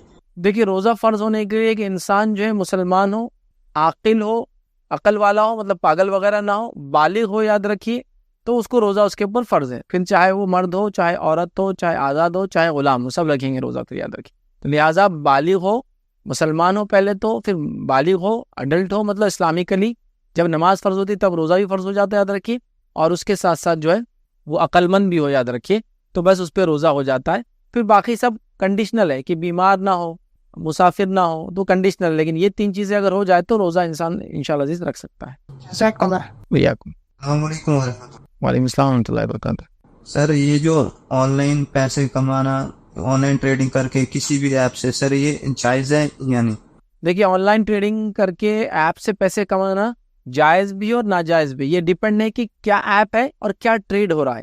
مطلب جیسا کہ اب کوئی بول رہا ہے کہ میں جوئے کا ایک ایپ ہے اس کو پروموٹ کر رہا ہوں, تو مجھے اس میں کوپن ملتا ہے, اس میں انسینٹیو ملتا ہے, اس کے پیسے ملتے ہیں, اس میں ارننگ ہوتی ہے, تو جائز نہیں ہے. سمجھے آپ؟ تو ایپ بھی جائز ہو اور جو پروڈکٹ سیل کیا جا رہا ہے وہ بھی جائز ہو, تو پھر آپ کی انکم جائز ہے. جیسا کہ میں نے کوئی مارکیٹ کھول رکھا ہے اور ایپ کے تھرو میں پروڈکٹس بیچتا ہوں, تو پروڈکٹس بیچنا جائز ہوا. لیکن ایپ کے تھرو پروڈکٹ بیچتا ہوں لیکن حرام پروڈکٹ بیچتا ہوں, تو ایپ جائز ہوا, پروڈکٹ حرام ہوا. تو ایپ کا بھی جائز ہونا ضروری ہے, پروڈکٹ کا بھی جائز ہونا ضروری ہے. تو ایپ کے تھرو پروڈکٹ بیچنا, سیل کرنا, چیزوں کو خرید و فروخت کرنا, ریفرلس لینا, لیکن جائز چیزوں میں, جیسا کہ میں کسٹمر کو ریفر کروں گا آن لائن تو مجھے اس کو کچھ چارج ملے گا, یہ جائز ہے. لیکن حرام چیزوں کو, حرام ایپس کو, حرام چیزیں اس میں ٹریڈ ہو رہی ہے, بک رہی ہے, تو یہ بہرحال بالکل بھی جائز نہیں ہوگا, یاد رکھیے. جیسے بٹ کوائن وغیرہ ہیں, ان پہ مطلب پیسے لگانا, کبھی یہ کم ہوتے ہیں کبھی اوپر ہوتے ہیں, ان سے دیکھیے بٹ کوائن وغیرہ کے تعلق سے میرا ایک اس میں تفصیلی جواب ہے, آپ اس میں میرے نام سے ڈالیے bitcoin crypto currency advocate Faiz Syed, تو میں نے اس میں تفصیلاً دیا ہے, میں نے بتایا بھی, اس میں کنڈیشنل چیزیں ہیں کچھ, آپ اگر وہ دیکھیں تو میں سمجھتا ہوں اور زیادہ کلیئرلی آپ کو آنسر ملیں گا. بس جنرل اگر سینس میں کہوں تو فی الوقت انڈیا کے اندر اگر آپ رہتے ہو تو انویسٹ نہ کریں, یہ آپ کے لیے بہتر ہے. لیکن ایسی جگہیں جائیے کرنسی کی فارم میں ہے, اس میں انویسٹ ہو رہا ہے, ایک الگ بات ہے. لیکن انڈیا میں نہ یہ کرنسی ہے, نہ اس میں ابھی انویسٹمنٹ یہاں انڈیا میں ہو رہا ہے, بلکہ گورنمنٹ تو اس پہ ٹیکسز وغیرہ اور کافی اس کو اسٹرکٹ رولس اینڈ ریگولیشن رکھ رہے ہیں, اوائڈ کیجیے. میں نے اس میں ایک تفصیلی جواب دیا ہے, آپ اس کو میرے نام سے اگر سرچ کریں تو آپ کو مل جائے گا انشاءاللہ. جزاک اللہ خیر. السلام علیکم استاد. وعلیکم السلام ورحمۃ اللہ وبرکاتہ. کیا جب ہم نماز ثنا پڑھتے ہیں نا, کیا یہ ہمیں ہر سلام کے بعد ثنا پڑھنی ہوتی ہے یا صرف پہلی رکعت میں؟ دیکھیے, جب آپ نماز شروع کرتے ہیں بس تو پہلی بار ہی ثنا پڑھنا ہے آپ کو, پہلی رکعت میں. جب اللہ اکبر کر کے آپ نے ہاتھ باندھا, سبحانک اللہم و بحمدک, پہلی بار ہی آپ کریں گے. باقی رکعتوں میں آپ کو ضرورت نہیں ہے, سب دوسری, تیسری اور چوتھی میں. میرا مطلب ہے کہ کیا سلام کے بعد ثنا پڑھنا جائز ہے؟ سلام کرنے کے بعد ثنا نہیں ہے, ثنا بس صرف نماز کے اندر ہے. ہاں, یہ ایک دعا ہے, لیکن سبحانک اللہم و بحمدک تو آپ کو پڑھنا ہے تو پڑھیے, لیکن سنت سے نماز کے بعد خاص طور سے یہ دعا پڑھنا ثابت نہیں ہے. استاد, جب ہم تحت الوضو پڑھتے ہیں تو ہم پہلے پڑھیں گے ثنا, وہ ہم 2 پڑھتے ہیں. جب ہم پھر نماز سٹارٹ کرتے ہیں, کیا تب پڑھنی ہے ثنا یا نہیں؟ 2 رکعت بول رہے ہیں آپ یا 2 نمازیں الگ الگ؟ جب ہم پہلے پڑھیں گے تحت الوضو کی 2 رکعتیں, تو شروع میں پڑھیں گے ہم ثنا, تو سلام کرنے کے بعد جب ہم نماز سٹارٹ کریں گے, کیا تب بھی ہمیں پڑھنی ہے ثنا یا نہیں؟ ہاں, ہر نماز سے پہلے اس کی پہلی رکعت میں پڑھیں گے. اب ہر نماز میں پہلی رکعت میں پڑھنا ہے. تو تحیت الوضو آپ نے پڑھا 2 رکعت, اس کی پہلی رکعت میں پڑھیں گے. پھر فرض نماز کے لیے کھڑے ہوئے تو پھر اس کی پہلی رکعت میں پڑھیں گے. پھر کوئی نفل پڑھ رہے تو اس کی پہلی رکعت میں پڑھیں گے. پھر کوئی سنت پڑھ رہے, موقعہ پڑھ رہے, اس